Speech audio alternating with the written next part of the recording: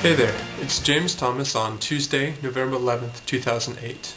Today is Veterans Day, and I just want to take a moment to honor our veterans and their families for their dedication to our country and for their sacrifice. I want to do that by raising public awareness of post-traumatic stress disorder. Now, post-traumatic stress disorder, or PTSD, is really the hidden destroyer of war and disaster. PTSD can linger for a long time, just eating out the insides of anyone who's experienced a traumatic event. Long after the smoke is cleared, after the battle is won, as the wounds are healing, after families are reunited, PTSD can still be there. I can relate a little bit to what these brave individuals and families are going through, just from my own personal experience in firefighting and emergency medicine, where I was exposed to a lot of traumatic events. Let me just share one of these events with you real quickly to illustrate what I'm talking about when I'm talking about post-traumatic stress disorder. My fire crew and I, we were working for the Forest Service, fighting a fire up in Angeles National Forest.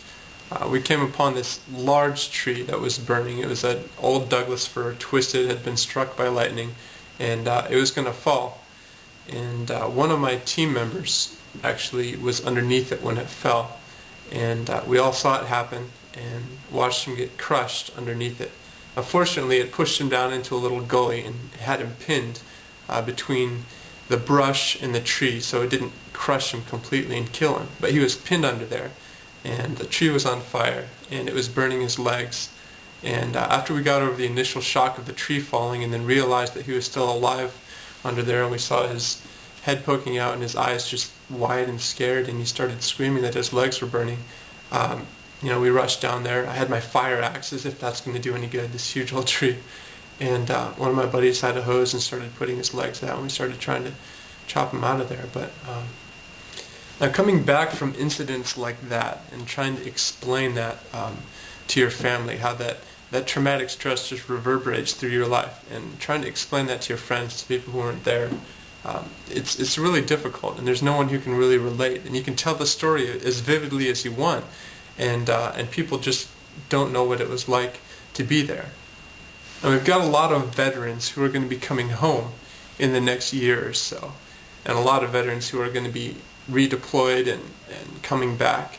And I just want to raise the public's awareness of what some of these brave individuals have gone through and what they might be dealing with inside of them. Now, keep in mind, this doesn't only apply to wartime acute stress. This could also be an accident, a natural disaster, a terrorist attack, or something of that nature. Now, everybody has some level of reaction to a traumatic event, but to be diagnosable PTSD, you have to be experiencing these signs and symptoms of PTSD 6 months or longer after the actual traumatic event. But if you or someone you know or love is experiencing these signs and symptoms that long after the event, then it is diagnosable PTSD, and most insurance will cover any kind of therapy or treatment you want to get to help you through the healing, restorative process. There are 6 areas that I'll run through really quickly, and then I'll put some information on the website so you can do some more research if you think any of these ring a bell. So number 1, you experienced, witnessed, or were confronted with an event where someone was threatened with serious injury, experienced serious injury, was threatened with death, or actually died. And if your response to that incident was intense fear, horror, or helplessness. Number 2, if you're experiencing or re-experiencing the event in one or more of the following ways. You're having reoccurrent or intrusive thoughts, recollections of the event. You're having distressing dreams of the event. You act or feel as if the event was reoccurring, like flashbacks.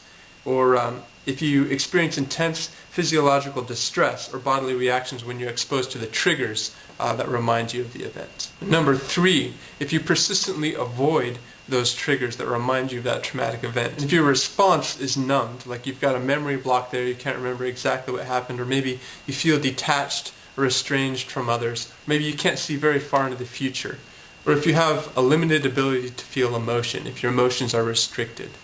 Number 4, if you have persistent physical symptoms that were not present before the trauma, symptoms like difficulty falling or staying asleep, irritability, outbursts of anger, difficulty concentrating, hypervigilance, which is being overly watchful, or an exaggerated startle response, like someone makes a noise and you jump, where you didn't used to do that. And number 5, all of these symptoms have lasted for more than 1 month. And number 6, and lastly, because of these symptoms, if you are significantly distressed or impaired in your social, occupational, or other important daily aspects of life.